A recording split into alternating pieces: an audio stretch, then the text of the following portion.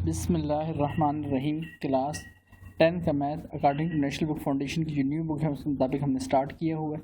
Exercise 3.4 question number 1 और 2 हम previous lecture में कंप्लीट कर चुके थे। आज के लेक्चर में हम इंशाल्लाह क्वेश्चन नंबर 3 और 4 को कंप्लीट करने की कोशिश करेंगे। तो बगैर टाइम जाएगी क्वेश्चन को स्टार्ट करते हैं। क्वेश्चन नंबर 3 हमारे सामने लिखा हुआ है, if Asad bought 3 notebooks and 2 books paying ₹600। यानी असद ने 3 नोटबुक्स यानी कापियाँ और 2 किताबें ख़रीदी हैं पेइंग रुपीज़ देते हुए 600। And Iman bought 4 notebooks and 1 book paying ₹550। Find the cost of each notebook. हर नोटबुक की एंड बुक की कीमत हमने बतानी है इंडिविजुअली अलग-अलग यूजिंग क्रैमर रूल की मदद से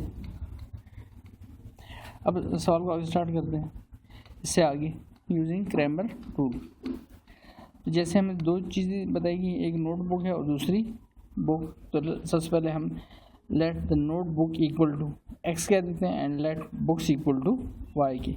अब बाय गिवन कंडीशन सबसे पहले असद ने 3 नोटबुक्स ख़रीदी थी और 2 बुक्स पेइंग ₹600। तो पहली इक्वेशन से बनी, देखिए लिखा हुआ था हमारे सामने यहाँ पर 3 नोटबुक्स एंड 2 बुक्स।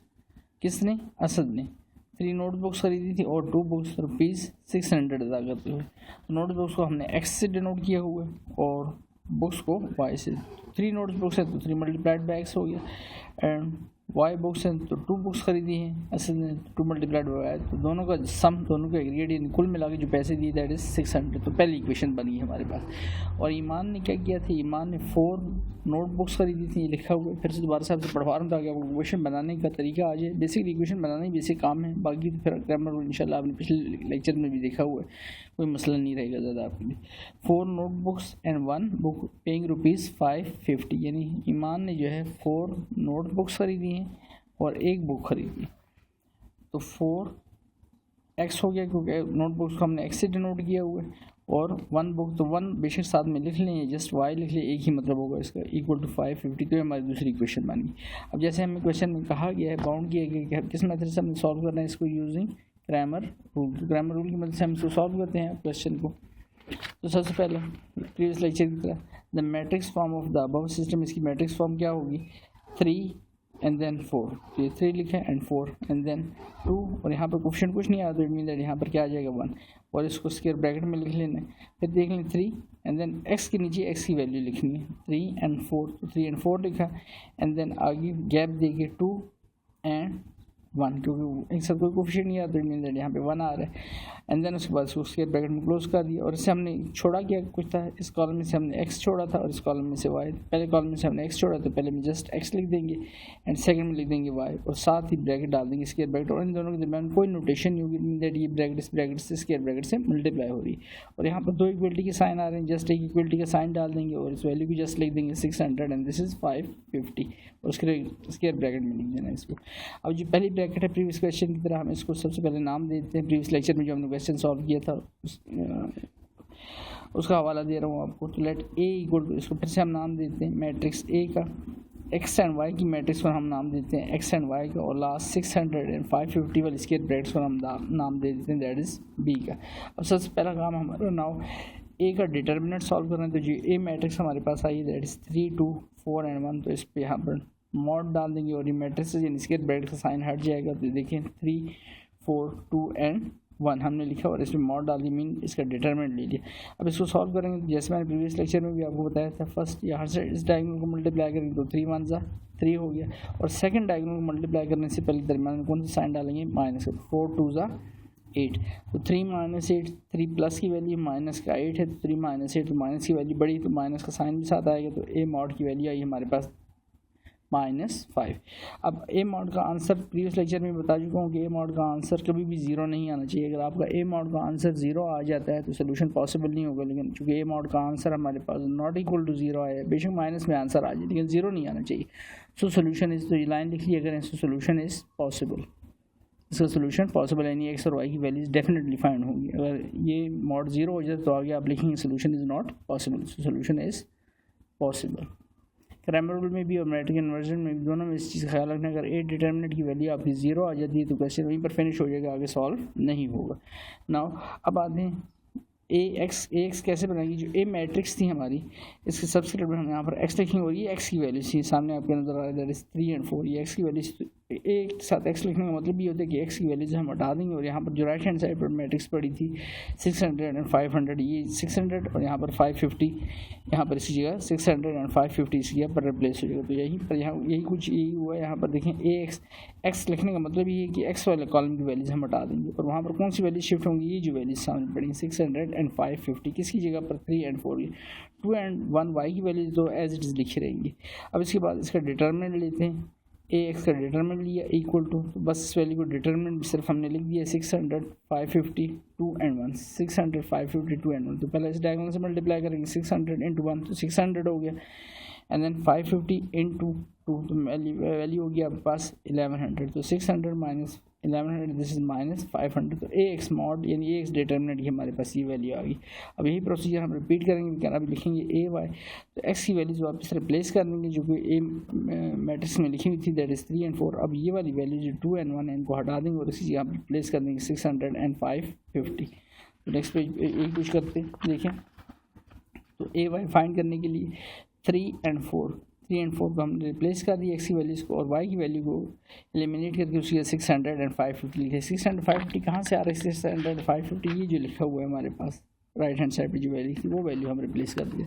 अब इसका डिटरमिनेंट बना लेते हैं इस मैट्रिक्स का, तो ए वाई डिटरमिनेंट और यहाँ पर मॉड डाल देंगे, मैट्रिक्स का साइन हटा देंगे यहाँ से इसमें से। तो अब ये वैल्यू जो हमारे पास है दैट इज़ 3 4 600 और 550, तो फर्स्ट ये डायगोनल मल्टीप्लाई होगा तो 550 मल्टीप्लाइड बाई 3 1650 हो गया, एंड 600 मल्टीप्लाइड बाई 4 तो 2400।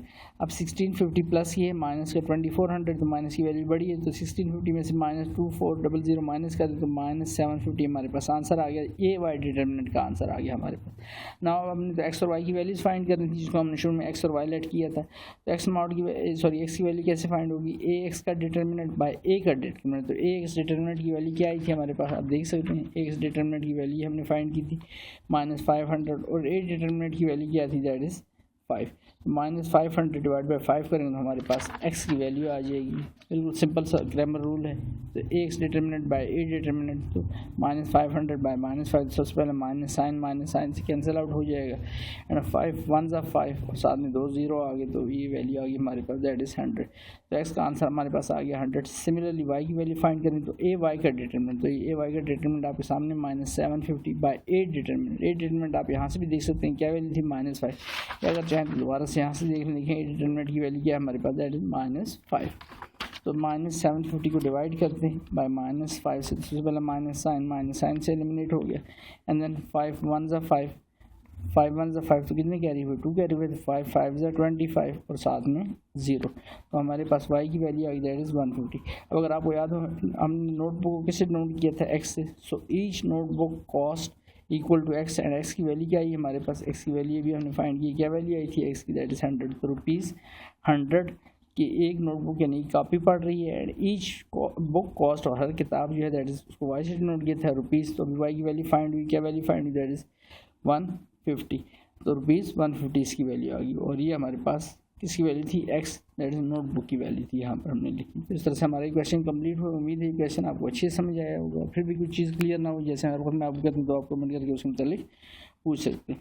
नेक्स्ट क्वेश्चन पे आते हैं, क्वेश्चन नंबर 4 में लिखे है sum of ages of 2 sister Sundas and Zainab is 22 years, यानी दोनों का जो सम है दोनों का टोटल मिला के दोनों की उम्रों का जो सम बनता है दैट इज़ 22 ईयर्स बनता है।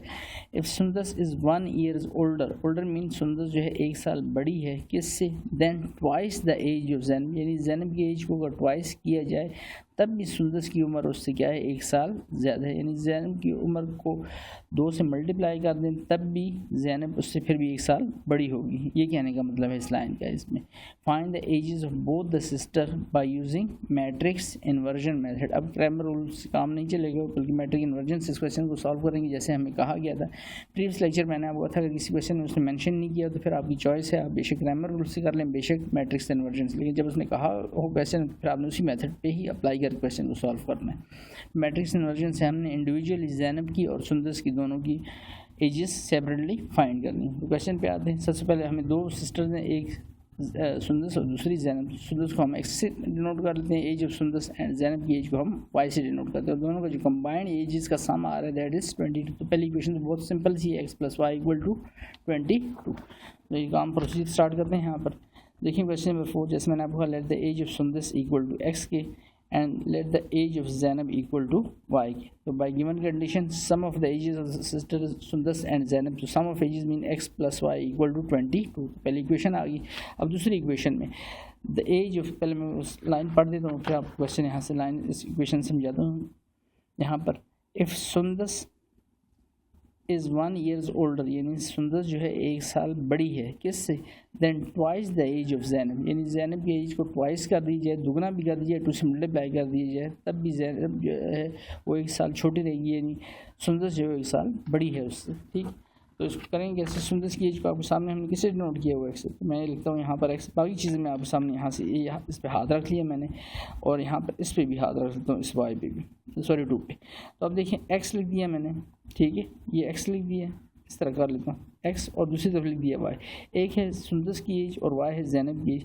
अब सुंदस 1 साल बड़ी है, 1 साल बड़े का मतलब दरम्यान में इक्वल का साइन पड़ा है। अगर इनको मैंने इक्वल करना है एक्स और वाई को, तो ये एक्स प्लस 1 ये तो पहले ही बड़ा है, इक्वल का मतलब है अगर यहाँ पर मैं +1 करूँगा तो सुंदस तो पहले ही 1 साल बड़ी है, तो अगर मैं +1 करूँ तो मज़ीद 1 साल बड़ी हो जाएगी। तो इसका मतलब इनको इक्वल करने के लिए क्या करना पड़ेगा, जो वैल्यू ज़्यादा है, जो जिसकी उम्र ज़्यादा है उसमें से 1 साल क्या करेंगे, कम करेंगे।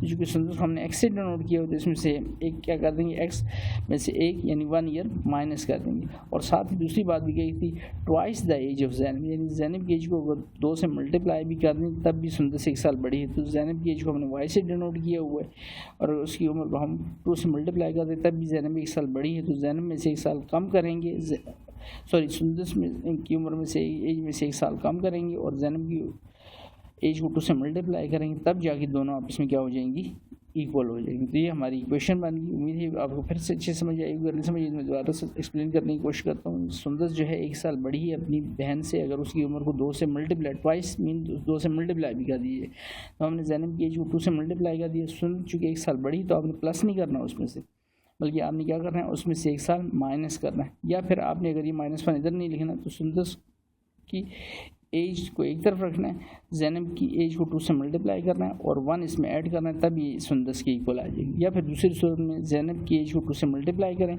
और सुंदस की एज में से 1 माइनस कर दें, तब ये आपस में क्या हो जाएंगे, इक्वल हो जाएंगे। अब यहाँ से हम इक्वेशन बना लेते हैं। इक्वेशन कैसे बनेगी, एक्स इस तरफ पे रहने देते हैं, क्योंकि पहली इक्वेशन में एक्स और वाई लेफ्ट पे है, तो ये +2y, इसको इधर शिफ्ट करते हैं, वैल्यू क्या हो जाएगी -2y, और ये -1 है, इसको इधर शिफ्ट करता हूँ तो ये हो जाएगा +1। तो ये हमारी इक्वेशन 2 बन गया। अब इन दो इक्वेशन को नेक्स्ट पेज पर मैं दोबारा से लिख देता हूँ, x + y = 22 और x - 2y = 1 के। देखिए नेक्स्ट पेज पे ये लिखा है मैंने, x + y = 22 and x - 2y = 1 के। अब ये दो इक्वेशन बन गई, तो matrix form of the above system इस। फिर उसी तरह से x लिखा हुआ है और ये भी x लिखा है, तो इसके साथ कोई कोएफिशिएंट नहीं आ रहा, मीन 1 आ रहा है, यहाँ भी 1 आ रहा है, तो यहाँ 1 और 1 लिख लेता हूँ, और आगे प्लस का साइन है तो सिर्फ गैप दूंगा, और पहली वैल्यू y के साथ कोई कोएफिशिएंट नहीं आ रहा, मीन 1 आ रहा है, तो यहाँ भी 1 लिख लूँगा। और इसके साथ देखिए फर्स्ट टाइम कोएफिशिएंट के साथ y के साथ वैल्यू आई और साइन भी आ रहा है, कौन सा, माइनस का। आप कहेंगे सर साइन तो यहाँ भी आ रहा था, प्लस का साइन हो तो उसको हम साथ में लिखते नहीं, अंडरस्टूड होता है। कोई साइन नहीं लिखा तो मतलब यही होता है कि वैल्यू प्लस की लिखेगा। माइनस का साइन है तो आपने लाजमी साथ लिखना है गैप देकर, ठीक है, 1 - 2 नहीं कर देना, गैप देकर जैसे -2 लिखना है, जैसे मैंने यहाँ पे लिखा। एंड देन इसको स्क्वायर ब्रैकेट को क्लोज कर देना है, और पहली वैल्यू हमने कौन से वेरिएबल को नहीं, कौन से अल्फ़ाबेट को नहीं लिया था साथ में, x को, तो पहले x लिखेंगे, एंड सेकंड उसमें हमने किसको छोड़ा था, y को, तो नीचे आपने लिख लेना y, और 2 = का साइन आ रहा है तो सिर्फ 1 = का साइन डालना है, और नेक्स्ट स्क्वायर ब्रैकेट में 22 एंड 1। यहाँ तक काम तो अभी हमने क्रैमर रूल में भी किया था। इससे आगे वाली लाइनें भी कुछ सिमिलर ही हैं यहाँ तक। अब उसके बाद इनको नाम देते हैं, तो लेट a = स्क्वायर ब्रैकेट ही पहली स्क्वायर ब्रैकेट है, और जो xy वाली है इसको कैपिटल X नाम देते हैं, x और y, और जो इक्वल टू की इस तरफ ब्रैकेट पड़ी इसको नाम देते हैं b का। तो इसका मतलब ये जो यहाँ से अब काम करेंगे वो मैट्रिक इन्वर्जन बेसिकली, यहाँ तो सारा काम वैसे ही हुआ है जैसे हमने ग्रामर में किया था। तो ये मैट्रिक्स हमारी होगी that is equal to a के, साथ वाली जो मैट्रिक्स है एक्स एंड वाई वाली ये होगी एक्स की, तो ये एक्स लिखा है, इक्वल टू ये जो मैट्रिक्स थी 22 एंड 1 ये होगी that is equal to B की। अब हमें एक्स में आपका एक्स वाई आ रहा है, लिखा है ना x equal to x y, तो एक्स और वाई की वैल्यू फाइंड करें, तो एक्स को इधर रहने देते हैं। ये मैट्रिक्स जब हम उधर शिफ्ट करेंगे तो मैट्रिक्स जब दूसरी तरफ शिफ्ट हो जाती है तो वो इन्वर्स हो जाती है। इन्वर्स मीन उसके ऊपर पावर ए के ऊपर हम साइन डाल देंगे -1 का, तो ये देखिए सामने यही हुआ है। तो ये जो मैट्रिक्स यहाँ पर थी ए, जब ये इधर शिफ्ट होगा तो ये ना कि आपके साथ मल्टीप्लाई हो रहा है, डिवाइड वो काम नहीं हो रहा, ये वैल्यू इधर शिफ्ट होगी तो इन्वर्स हो जाएगी। तो ये हुआ इन्वर्स मैट्रिक्स, जब भी दूसरी तरफ शिफ्ट होती है राइट से लेफ्ट से राइट तो वो इन्वर्स होगी, तो ये इन्वर्स हो गया साथ में बी। इसका मतलब ए इन्वर्स को हमने मल्टीप्लाई करना है बी से, तो हमारे पास एक्स की वैल्यूज आ जाएंगी, एक्स में हमारे पास क्या कुछ आ जाएगा, एक्स और वाई की वैल्यूज बेसिकली आ जाएंगी, ठीक है। लेकिन पहला काम, पहले ए इन्वर्स को बी से तो भी मैं मल्टीप्लाई करूँ जो मेरे पास ए इन्वर्स होगा, तो पहले हम क्या करेंगे, फर्स्ट हम ए इन्वर्स फाइंड करने जाएंगे। अब ए इन्वर्स क्या, मैंने क्वेश्चन मार्क फाइंड लगा दी, ए इन्वर्स कैसे फाइंड करेंगे। ए इन्वर्स का फार्मूला है एडजॉइंट, ए डी जे का मतलब adjoint, A D J O I N T, अगर आप पूरा लिखना चाहे एडजॉइंट पूरा भी लिख सकते हैं, इस तरह से सिंपल लिख लें A D J of A, A D J A का मतलब एडजॉइंट ए का बाय ए डिटर्मिनेंट। तो इस क्वेश्चन मैंने 4 कह दिया और ये क्वेश्चन कह दिया 3। पहले इस क्वेश्चन को सॉल्व करेंगे हमारे पास ए इन्वर्स आ जाए, जब ए इन्वर्स आ जाए तो हम ये वैल्यू यहाँ पर डालेंगे और बी से मल्टीप्लाई करेंगे तो हमारे पास एक्स और वाई की वैल्यूज आ जाएंगी, ठीक है। ये बेसिकली मैट्रिक्स इन्वर्जन मेथड है। तो एडजॉइंट लेते हैं, लेकिन एडजॉइंट से पहला काम आपने ग्रामर में भी और उसमें इस चीज़ का ध्यान रखना है, आपने डिटरमिनेंट लेना है किसका, ए का। तो ये मैट्रिक्स क्या लिखी थी हमारे पास, ये मैट्रिक्स लिखी हुई 1 1 1 एंड -2, तो इस पर डिटरमिनेंट लेता हूँ यहाँ पर लाइन बस स्ट्रेट डाल देंगे और मैट्रिक्स के जो नोटेशन यानी जो कर्व डालते हैं वो हटा देंगे। तो 1 देखिए 1 एंड -2 वही वैल्यू लिखी हमने, लेकिन हम डिटरमिनेंट लिखें। पहले ये डायगोनल हमेशा मल्टीप्लाई होगा, हमेशा याद रखना ये डायगोनल फर्स्ट मल्टीप्लाई होगा, 2 1 2, लेकिन कौन सा 2 हो जाएगा, -2। सेकंड डायगोनल को मल्टीप्लाई करने से पहले साइन कौन सा आएगा, माइनस का, तो 1 1 1 हो, लेकिन साथ में -1, तो -2 और -1 ऐड जरूर होंगे, बट साइन किसका रहेगा, माइनस का, तो -3 ए मॉड की वैल्यू आ गई। एज ए मॉड का आंसर जो है 0 तो नहीं आया ना, नॉट इक्वल टू 0, जो भी आया है 0 तो नहीं आया, सो सोल्यूशन इज पॉसिबल। तो ए मॉड फाइंड कर लिया, अब आते हैं एडजॉइंट फाइंड करने के लिए। फिर ये दो वैल्यूज में डालेंगे तो हमारे पास क्या आ जाएगा, ए इन्वर्स आएगा। जब ए इन्वर्स आएगी तो इन्वर्स को हम प्लॉट करूँगा और बी से मल्टीप्लाई कराएंगे तो हमारे पास एक्स की वैल्यूज आना शुरू हो जाएगी। तो एडजॉइंट लेते हैं किसका, ए का। ए कहाँ लिखा हुआ है, ये डिटर्मिनेंट है, यहाँ से नहीं, यहाँ से देखना है आपने एडजॉइंट ए, तो ये ए लिखा हुआ है, तो इसका एडजॉइंट लेते हैं, लेफ्ट पे लिखूँगा, पूरा मैंने लिख भी दिया adjoint A equal to A D J, short में लिखा है, पूरा एडजॉइंट भी लिखना चाहिए, ब्लैक में ब्रैकेट डाली और आगे वो मैट्रिक्स लिख दी 1 1 1 एंड -2 और ब्रैकेट क्लोज कर दिया। अब जब इसका एडजॉइंट लिखेंगे यहाँ तो एडजॉइंट ए लिखा रहेगा, इस साइड पे जब इस पर एडजॉइंट अप्लाई होगा तो एडजॉइंट ए डी जे भी हट जाएगा जो हमने लिखा है, और ये ब्लैक ब्रैकेट डाली ये भी हटा देंगे और यहाँ पर अब इसका एडजॉइंट लेते हैं। एडजॉइंट कैसे ली जाता है, ये जो डायगोनल है, फिर देख लें इस डायगोनल की पोजीशन चेंज होगी, यानी ये वाली वैल्यू ऊपर चलेगी, ऊपर वाली वैल्यू नीचे आ जाएगी। और इस सेकंड डायगोनल की इसके आप साइन चेंज करेंगे, अगर दोनों प्लस से दोनों माइनस हो जाएंगे और एक माइनस है तो माइनस वाला प्लस हो जाएगा और प्लस वाला माइनस, लेकिन इसको आप देख रहे हैं दोनों प्लस हैं तो दोनों के साइन चेंज होंगे, दोनों माइनस हो जाएंगे, ये माइनस हुआ ये माइनस हुआ, एंड दैट्स इट। ये हमारे पास क्या आ गया, इसका एडजॉइंट। अब एडजॉइंट भी हमारे पास आ चुका है, ए का डिटर्मिनेंट भी हमारे पास आ चुका है, तो adjoint A divide by A determinant, इसमें दोनों वैल्यूज डालता हूँ तो मेरे पास क्या आ जाएगा, ए इन्वर्स आ जाएगा। तो putting adjoint A and A determinant in equation 4। Next page पे यही लिखा हुआ है हमने, यहाँ ये वैल्यू डालता हूँ, putting adjoint A and A determinant in equation 4। तो ए इनवर्स एडजॉइंट ए की वैल्यू जो भी हमने फाइंड की थी वो डिवाइड बाय ए डिटरमिनेंट, तो ये हमने लिखा, तो जैसे ही किया हमारे पास ए इनवर्स आ गया। यहाँ पर बहुत सारे स्टूडेंट और बहुत सारे टीचर भी जल्दी से वैल्यू इससे डिवाइड करवा देते हैं, आपको मैं इससे अवॉइड करने का कहूँगा। ये देखिए डेफिनेशन कंप्लीट होगी ना, adjoint A divide by A mod, तो इनवर्स आ गया, तो इसको इधर डिवाइड नहीं करें, सबसे लास्ट में इसको डिवाइड करेंगे। उसकी वजह है कि आपको मल्टीप्लिकेशन में काफ़ी जो है कॉम्प्लिकेशन आ जाएगी, अगर वैल्यू इसके नीचे डिवाइड हो रही होगी तो कन्फ्यूज़ हो जाएंगे। तो इसे बस इसी फॉर्म में रहने, ये आपकी डेफिनेशन पूरी होगी ना, क्योंकि डेफिनेशन क्या कहती है, डेफिनेशन तो यही कहती थी कि adjoint A divide by A mod, तो adjoint A divide by A mod लिख दिया हमने, मीन ए इनवर्स आ गया, तो इसको इसी फॉर्म में रहने दें। ठीक, मैं आपको एडवाइस करूँगा इस तरह रहने, इस तरह ज़्यादा आसान रहेगा आपके लिए क्वेश्चन करना। तो अब ये वैल्यू आ गई, जैसे ए इनवर्स आ गया, तो ए इनवर्स को हम पुटिंग इन इक्वेशन किस में कर देते, putting A inverse in equation 3, तो जिससे ऊपर वाली इक्वेशन थी उसमें हम ये वैल्यू डाल देते हैं, दैट इज कहाँ पर x equal to A inverse into B. तो ए इनवर्स की वैल्यू भी जो हमने फाइंड की है वो, और साथ में बी, और बी की वैल्यू क्या थी, बी की वैल्यू लिखी थी 22 एंड 1, ये जो साइड वाली वैल्यू 22 एंड 1, तो साथ में मल्टीप्लाई कर दूँगा, putting A inverse in equation 3, तो x equal to A inverse into साथ में बी लिख दिया, और उसी फॉर्म में जैसे मैंने कहा मैंने इसको डिवाइड नहीं किया, लेकिन ये इनवर्स बना हुआ है। अब सबसे इंपॉर्टेंट काम पर आते हैं, सबसे पहले मैं इसकी मल्टीप्लिकेशन करता हूँ, तो मल्टीप्लिकेशन के लिए फर्स्ट रो ये एरो कर रहा हूँ आपको समझाने के लिए ताकि आपको आसानी रहे। Into first column, first row into first column, first element से मल्टीप्लाई होगा रो का first element, column first element से मल्टीप्लाई होगा तो 22 2 44, लेकिन साथ में प्लस माइनस साइन कौन सा आएगा, माइनस का। अब आगे सेकंड एलिमेंट जो है सेकंड कॉलम के सेकंड एलिमेंट से मल्टीप्लाई होगा रो का सेकंड एलिमेंट, तो -1 × 1 तो -1, दरमियान में बेशक प्लस का साइन पड़ता है लेकिन प्लस माइनस असल में हम यहाँ पर प्लस का साइन डालते हैं, लेकिन चूंकि इस वैल्यू के साथ साइन कौन सा आने लगा 1 1 1, लेकिन कौन सा 1 -1, तो इस वजह से डायरेक्ट मैंने -1 लिख दिया, ठीक है। और अब सेकंड, क्योंकि और कोई रो तो नहीं है आगे मल्टीप्लाई करने की, तो अब सेकंड रो पर आएंगे, तो second row into first column again, -1 × 21 तो वैल्यू क्या होगी -22। और अब देखें 1 1 1, जैसे मैं आपको कहता था कि यहाँ पर बेसिकली प्लस का साइन पड़ता है, आप कहें सर यहाँ क्यों नहीं डाला, तो यहाँ इस वजह से नहीं डाला कि 1 1 1 तो हो गया था लेकिन माइनस का 1 था, तो प्लस माइनस माइनस हो गया था, यहाँ पर हमने +1 डाला। एंड डिवाइडेड बाय, भूलना नहीं, डिवाइड में क्या आ रहा है, डिवाइड में वैल्यू आ रही -3, ठीक है, जो -3 लिखा हुआ था।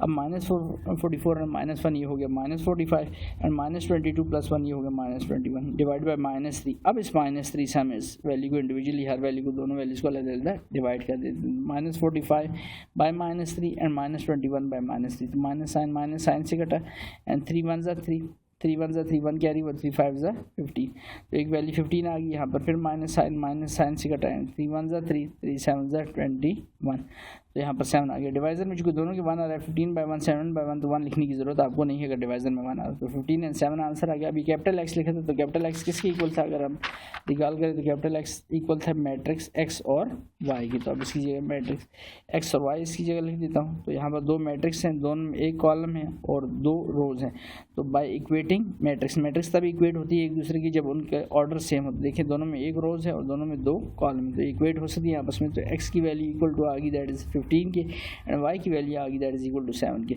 सो एज ऑफ सुंदस को हमने एक्स से डिनोट किया था ना, देख सकते हैं आप यहाँ पर the age of Sundas x and the age of Zainab किससे डिनोट किया था y से। So the age of x की वैल्यू क्या है हमारे पास 15, so the age of Sundas x equal to 15 years and the age of Zainab y equal to 7 years. अब हम उस कंडीशन में देख भी लेते हैं जो कंडीशन हमने बनाई थी कि वाकई ये बात सही है नहीं, कि इसकी जैनब की उम्र को अगर 2 से मल्टीप्लाई भी कर दी जाए फिर भी सुंदस जो 1 साल बड़ी है। तो देखिए यहाँ पर हमारे पास वैल्यू तो आ चुकी है ना, तो अब मैं यहाँ पर आप आसानी इसका चेक कर देता हूँ छोटा सा, या आप कॉपी पर अपने आसानी के लिए कर भी सकते हैं, ठीक है।